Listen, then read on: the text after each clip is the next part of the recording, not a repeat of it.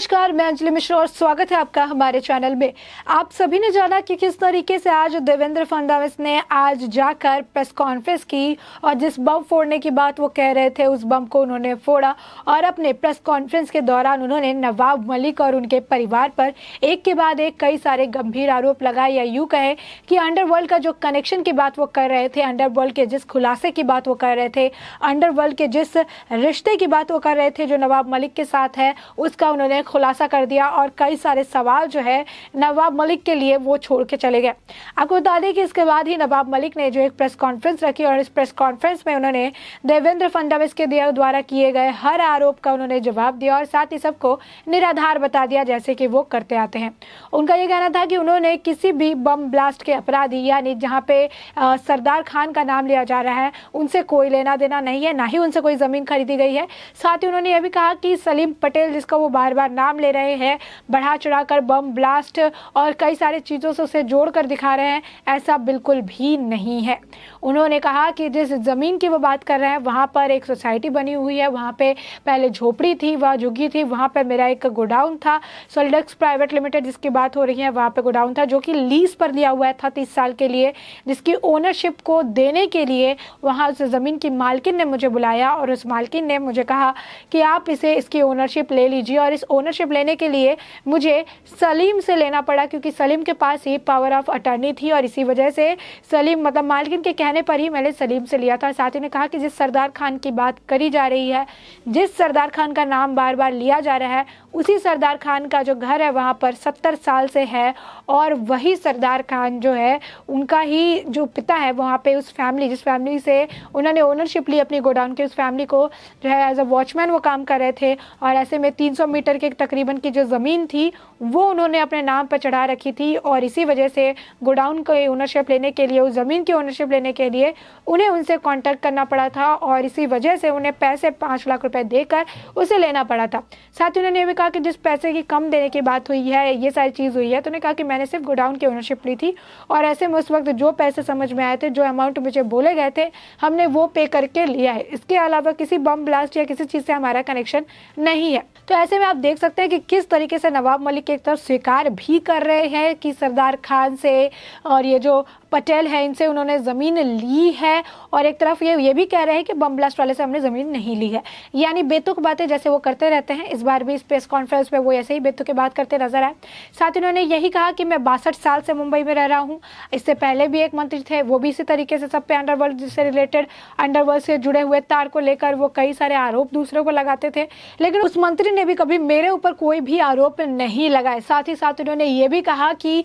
जैसे कि ये आरोप मेरे ऊपर लगा रहे इस तरीके के, ये आरोप जो है बिल्कुल भी निराधार है। और बात रही डॉक्यूमेंट्स की और पेपर्स की, तो वो मुझसे मांग लेते तो मैं ही उन्हें सारी ज़मीन के पेपर्स दे देता। साथ ही साथ रजिस्ट्रेशन ऑफिस में सारा जो पेपर्स पड़ा हुआ है वो जा सकते हैं, वहाँ पर जाके सारे पेपर्स को चेक कर सकते हैं। उनका कहना है कि 62 साल में ऐसा आरोप मेरे ऊपर किसी ने भी नहीं लगाया और अगर देवेंद्र फडणवीस को ये लगता है कि वो इस तरीके के आरोप लगाकर मेरी इमेज को ख़राब कर सकते हैं तो मैं उनको बता दूं कि ये बिल्कुल भी गलत है, ऐसा बिल्कुल भी नहीं होने वाला है। मेरी इमेज किसी झूठ के पहाड़ से खड़ी नहीं होने वाली है। साथ ही उन्होंने ये भी कहा कि देवेंद्र फडणवीस ने राय का पहाड़ बनाया है, एक छोटे से मामले को बढ़ा चढ़ा के उसमें बम ब्लास्ट का एंगल देके इसे बढ़ा चढ़ाकर बात उन्होंने बताई है। साथ ही उन्होंने कहा कि जो देवेंद्र फडणवीस जो है वो इसको लेकर बम फोड़ने की बात कर रहे थे वो तो सुतली बम निकल गया। उन्होंने कहा कि जैसे बम फोड़ने का जिस पैमाने पर कर रहे थे, अंडरवर्ल्ड करके वो चला रहे थे, तो आखिरकार कहीं ना कहीं उनको अपने पॉइंट को साबित करना था और यही कारण था कि उन्होंने इस बात को तोड़ मड़ोड़ के पेश किया और अंडरवर्ल्ड के साथ कनेक्शन जोड़ दिए।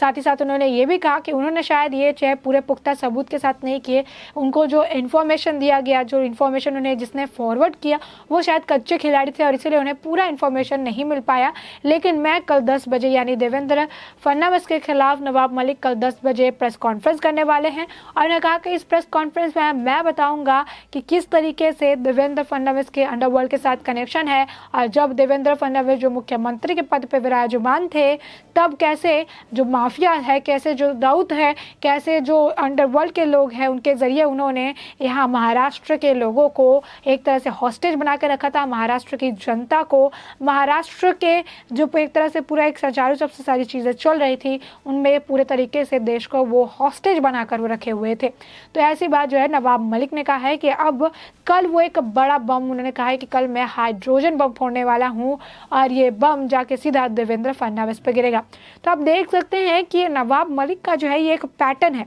जिस पैटर्न को वो फॉलो करते हैं और इस पैटर्न के तहत ही वो सारी चीज़ें, सारी बातें रखते हुए नजर आते हैं। पहली जो चीज़ सामने आई है कि पहले मोहित कंबोज का एक प्रेस कॉन्फ्रेंस होता है, उसमें वो नवाब मलिक को मास्टरमाइंड बताते हैं। उसके जस्ट बाद जो है नवाब मलिक प्रेस कॉन्फ्रेंस करते हैं और वो मोहित कंबोज को मास्टरमाइंड बताते हैं इस आर्यन खान वाले मामले को लेकर। अब देवेंद्र फडणवीस का एक प्रेस कॉन्फ्रेंस होता है जिसमें देवेंद्र फडणवीस उन्हें अंडरवर्ल्ड के साथ कनेक्शन जोड़ते हुए नजर आते हैं, जिसे नवाब मलिक इनडायरेक्टली कबूल भी कर रहे हैं लेकिन पूरी तरीके से सच्चाई नहीं बोल रहे हैं, जो कि मोहित कंबोज वाले प्रेस कॉन्फ्रेंस में भी हुआ था। उन्होंने सुनील पटेल जो है उनके साथ तो कहा कि फ़ोन पे बात हुई, लेकिन इससे अलावा कोई पर्सनल उनके साथ कोई जोड़ तोड़ इनका नहीं है। अभी सेम मामला यही देखने के लिए मिला कि जब देवेंद्र फडणवीस ने इनके अंडरवर्ल्ड कनेक्शन निकाले तो इन्होंने कहा कि मैंने ज़मीन खरीदी है, इतनी ज़मीन इनके नाम पे थी, मैंने ये लिया है, इनसे ही लिया है। हाँ, लेकिन इसके साथ ही वो बम ब्लास्टर से रिलेटेड कोई मतलब मैंने किसी टेररिस्ट के साथ नहीं लिया है। तो ये इसी तरीके की बयानबाजी करते हुए हमेशा से नज़र आते हैं कि ये अपनी गलती को मानते भी हैं और फिर कहते हैं कि मैंने गलती की ही नहीं। और यही इस बार भी देखने के लिए मिला कि अब देवेंद्र फडणवीस ने कहा कि इनके अंडरवर्ल्ड के साथ कनेक्शन है, तो अब इन्होंने कह दिया कि यार देवेंद्र फडणवीस के भी अब अंडरवर्ल्ड कनेक्शन है, जिसे अब मैं कल उजागर करूंगा। लेकिन हमेशा की तरह ये खाली हाथ ही प्रेस कॉन्फ्रेंस करते हैं, ना इनके पास कोई कागजात मौजूद होते हैं, ना उनके पास कोई वीडियो क्लिप्स होती है, ना उनके पास कोई भी वॉइस क्लिप्स होती है। ये कुछ भी लेकर नहीं आते हैं, ये सिर्फ लेकर आते हैं अपने आप को और अपनी बयानबाजी को। जो वो बैठते हैं, प्रेस कॉन्फ्रेंस चालू होती है और इनकी बयानबाजी उसी के हिसाब से चालू हो जाती है और उसके बाद ये देखते हैं दूसरे के प्रेस कॉन्फ्रेंस को कि कौन कौन से आरोप इन पर लगाए गए हैं और फिर जाके वही सारे आरोप जो है देवेंद्र फडणवीस पर ये लगाते हैं। लेकिन एक बड़ा जो सवाल यहाँ पे खड़ा होता है वो ये खड़ा होता है, चाहे देवेंद्र फडणवीस का हो या फिर नवाब मलिक का हो या फिर इस महाराष्ट्र की पूरी सरकार से जुड़ा हुआ, लेकिन एक सवाल यहाँ खड़ा होता है कि आखिर महाराष्ट्र की सरकार में, आखिर मुंबई में, आखिर महाराष्ट्र की सियासत में ये क्या चल रहा है, जहाँ पर एक गृह मंत्री के ऊपर जो है एक तरह से मनी लॉन्ड्रिंग मामला है, वसूली का मामला है, वो केस दर्ज होता है। नवाब मलिक जैसे मंत्री का अंडरवर्ल्ड कनेक्शन निकल कर चला आता है। अब जो मुख्यमंत्री थे कुछ दिन पहले, उनके अब अंडरवर्ल्ड कनेक्शन की बात की जा रही है। तो आखिर महाराष्ट्र का जो अभी इस वक्त एक तरह से सरकार बनी हुई है, एनसीपी है, शिवसेना है, तो आखिर यहाँ चल क्या रहा है। अभी जब बात खुल रही है तो ये लोग एक दूसरे के कच्चे चिट्टे खोल रहे हैं। अभी जब बात खुलकर सामने आई है तो एक दूसरे के ऊपर ये गलतियां मढ़ रहे हैं। अभी जब बातें निकल कर चली आई हैं तो वो एक के ऊपर एक जो है एक दूसरे के ऊपर आरोप लगा रहे हैं। लेकिन यही चीज़ों की छानबीन पहले क्यों नहीं की जाती? जब किसी मंत्री बनाया जाता है, जब किसी कोई पदभार सौंपा जाता है, जहाँ पर लोग अपना जो भरोसा इन्वेस्ट करते हैं, जहाँ पर उनके ऊपर इतने सारे लोगों की जिम्मेदारी होती है, उनके बैकग्राउंड को चेक क्यों नहीं किया जाता है? अब तक एक बहुत बड़ा सवाल है जिसका जवाब अभी तक नहीं मिल पाया है, जो ये है कि जिनके भी क्रिमिनल बैकग्राउंड होते हैं, ऐसे व्यक्ति को एक इतने बड़े पद पे किस तरीके से बिठा दिया जाता है? क्यों एक व्यक्ति को मंत्री, मुख्यमंत्री, गृह मंत्री बनाने से पहले उनके पास्ट का जो है चेकअप नहीं किया जाता है? क्यों नहीं पता लगाया जाता है कि उनके क्या कनेक्शन रहे हैं, उनके कुछ क्रिमिनल रिकॉर्ड्स रहे भी हैं, नहीं रहे, किन के साथ उनका उठना बैठना है? ये सारी बातों की जांच पड़ताल क्यों नहीं की जाती है? क्योंकि एक आम आदमी और एक मुख्यमंत्री, एक आम आदमी और एक गृह मंत्री, एक आम आदमी और एक मंत्री में काफ़ी बड़ा एक डिफरेंस है और इस डिफरेंस को देखते हुए इस बात की पूरी तरीके से जाँच होनी चाहिए। वो जो पद है उस पर अगर कोई विराजमान होता है तो उसके पीछे की बैकग्राउंड क्या है, उसका क्या कनेक्शन पहले से रहा है, उसकी क्या प्रॉपर्टीज़ है, किस तरीके से उन्हें उससे एक्वायर की है, ये सारी चीज़ों के डिटेल्स मौजूद होने चाहिए। किसी को भी उठा के मंत्री बना देने से आप हाल जो भी हैं आप देख ही सकते हैं कि किस तरीके के हाल देखने के लिए मिलते हैं। एक ऐसा मंत्री जो पढ़ा लिखा नहीं होता है लेकिन वो आईपीएस लेवल के जो ऑफिसर्स होते हैं उस पर सवाल उठा लेता है। एक ऐसा मंत्री जिसे संविधान की समझ नहीं है लेकिन वो संविधान का शपथ लेता हुआ नजर आता है। एक ऐसा मंत्री जिसे खुद बात करने का ढंग नहीं है और वो लोगों को चुनाव के वक्त में वो प्रवचन देता हुआ नजर आता है। एक ऐसा मंत्री जिसे यही नहीं पता कि मानहानि क्या होता है, जिसे यही नहीं पता कि मुझे कौन से शब्दों का इस्तेमाल करना है जिससे दूसरे के चरित्र पर दाग न लगे, वो व्यक्ति वहाँ पे मंत्री पद पे विराजमान कैसे हो जाता है। जिस मंत्री को ह्यूमन बेसिक राइट्स के बारे में नहीं पता है, जिस मंत्री को औरतों की इज्जत करने नहीं आती है, जो मंत्री किसी भी औरत का नाम खुले में ले लेता है और उसे बदनाम करने की कोशिश करता है, किसी के परिवार को पूरे मुद्दे में घसीटता हुआ नजर आ जाता है, वो मंत्री पद पर विराजमान कैसे है।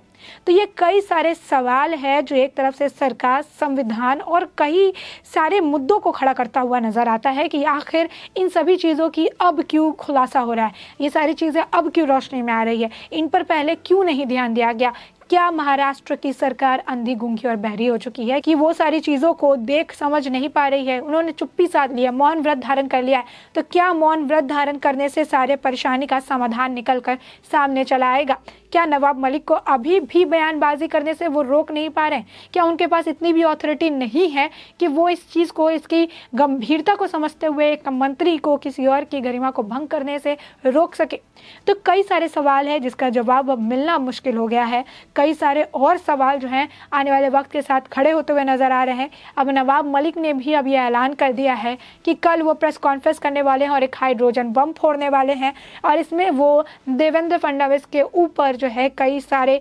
अंडरवर्ल्ड के साथ कनेक्शन होने की बात कहेंगे, जो उन्होंने आज ही कह दिया कि एक सीएम थे, वो जब अपने पद पे विराजमान थे तब वो इसी तरीके से अंडरवर्ल्ड की कनेक्शन था उनका, और उसकी मदद से जो है वो लोगों को डरा धमका कर रखते थे, पूरे जो शहर है उसे हॉस्टेज बना कर रखते थे। एक बड़ा आप कह सकते हैं उन्होंने स्टेटमेंट जारी कर दिया है पूर्व मुख्यमंत्री के लिए। लेकिन अब वही बात है कि अब इनकी आदत है बयानबाजी करने का, इसी तरीके से वो लोगों की इमेज पे कीचड़ उछालते रहते हैं। अब ऐसे में अब आने वाले प्रेस कॉन्फ्रेंस में क्या वो कोई पेपर, क्या वो कोई तथ्य प्रमाण जो है वो लेकर मतलब सामने आते हैं, या फिर 10 बजे भी फिर इसी तरीके से वो प्रेस कॉन्फ्रेंस में सिर्फ बयानबाजी करते हुए देखे जाएंगे और उनके पास कुछ भी तथ्य प्रमाण जो है, सबूत जो है वो उनके पास मौजूद नहीं होगा। ये तो कल पता चल ही जाएगा। तब तक के लिए इस पूरे मामले को लेकर, तब तक के लिए नवाब मलिक ने जो प्रेस कॉन्फ्रेंस की है उसको लेकर, तब तक के लिए महाराष्ट्र सरकार की चुप्पी, एनसीपी की चुप्पी, शरद पवार जिस तरीके से मौन बैठे हुए हैं, उद्धव ठाकरे की जिस तरीके से